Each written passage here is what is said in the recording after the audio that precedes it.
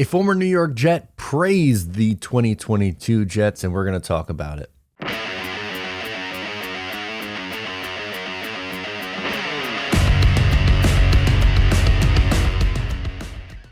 Hey, what's going on? Matt O'Leary back with another video, and today I am going through and talking about a former Jet who gave some really nice praise for the 2022 Jets.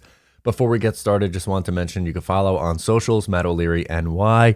Just Jets podcast, new episodes drop every single Wednesday now. Midweek shows coming out where we are breaking down all things New York Jets. Call in, leave me your questions. So the former Jet Morgan Moses had some really nice things to say about this upcoming New York Jets team in 2022, and I wanted to talk about them. Here's what he had to say. One thing I know, they're going to come out there with a lot of energy. They did a great job of flipping that roster. Even being there last year, you can feel that it was different. And especially for me, it kind of gave me my first taste of what football really means. Coming from Washington and things like that. But it's been great, man. Those guys, I know Coach Sala, man, he's going to have those guys on 100, man, running around, fast football, pursuing. And then you can't take it for granted, man. We're playing on 9/11 in New York. So it means a little bit more to them to get that win. So we know where they're going to come out swinging, and it's our job to stand at the plate and bat it out. So, I'm looking forward to it. It's going to be a great game, and looking forward to going out there and going out there as a Raven. Honestly, I thought that was some pretty good praise for this Jets team in 2022. And Morgan Moses is a pros pro and a really good Jet. I know he was only here for 1 year, but I really liked Morgan Moses, and I think he was obviously his impact was really felt on this team. He was brought in later last year in the offseason. The plan was Mekhi Becton at left tackle, George Fant at right tackle, or at least a competition between George Fant, and Morgan Moses to play right tackle. The opening lineup, so in week one, it ended up being Mekhi on the left and George Fant starting on the right. Mekhi Becton gets hurt. Morgan Moses comes in and puts up really good numbers at right tackle. I thought he was extremely solid.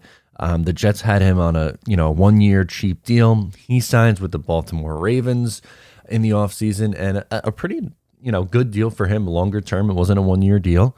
And I thought he deserved that. A lot of people said it was a mistake for Joe Douglas to let him go because with Mekhi Becton's injury concerns, and Mekhi ended up getting hurt again. But, let's be real. He wanted an opportunity to start somewhere, and that wasn't going to be guaranteed here with the Jets. And, yeah, it wasn't a ton of money, what he got with Baltimore, but he got a 3-year deal and an opportunity to start. It was only 1 year, but I thought he was really good and a professional, a pros pro. And I like what he had to say about this Jets team.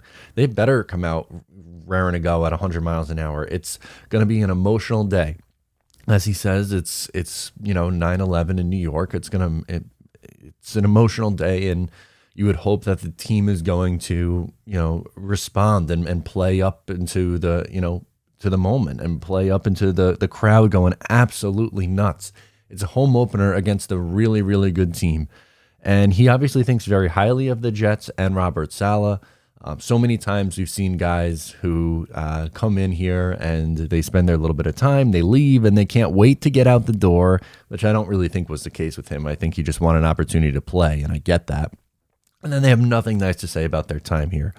Robert Saleh, at minimum, seems to be changing that culture in that regard. And then Joe Douglas obviously helping out in getting the quality players in here. But for Robert Saleh at this point, it's no longer about getting the Jets getting the respect, because around the league, people respect Joe Douglas and Robert Saleh. It's not like, I don't know, the Mike Maccagnan and Adam Gase days were just so different.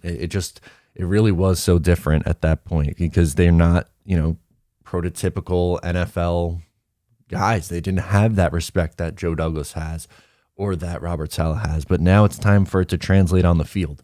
Now you have to take, okay, it's great that you turned over the roster and you're more improved and you're well respected around the NFL.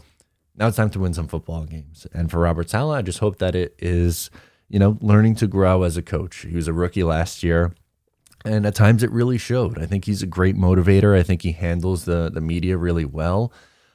which matters here in New York. But I think his in-game management obviously has to grow.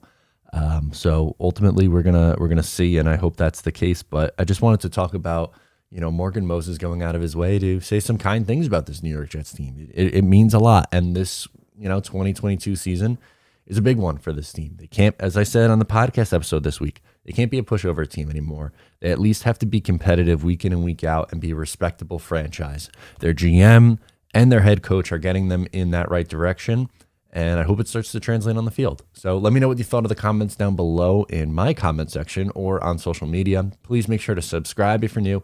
Give the video a thumbs up. Share it with a friend. Appreciate all the love and support. I'm Matt O'Leary, and I will catch you next time.